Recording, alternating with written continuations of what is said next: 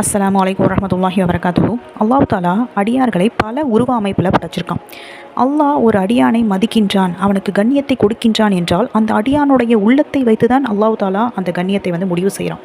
இதற்கு உதாரணமான ஒரு ஹதீஸை பாருங்கள். அல்லாஹ் தாலா உங்களது உடல் அழகை பார்ப்பதில்லை, உங்கள் முக அழகை பார்ப்பதில்லை, அவன் உங்கள் உள்ளங்களை தான் பார்க்கிறான் அப்படின்னு சொல்லிட்டு முஸ்லிம் கிதாபில் 4650வது ஹதீஸாக பதிவு செய்யப்பட்டிருக்கு. பிலால் ரலியல்லாஹு அன்ஹுடைய கல்பு, அம்மார் ரலியல்லாஹு அன்ஹு அவங்களுடைய கல்பு, சுமையா ரலியல்லாஹு அன்ஹாவுடைய கல்பு எந்த அளவிற்கு உயர்ந்தது என்றால் அல்லாஹ்வுடைய அன்பை தவிர அனைத்தையும் அதிலிருந்து அவர்கள் எடுத்து விட்டார்கள்.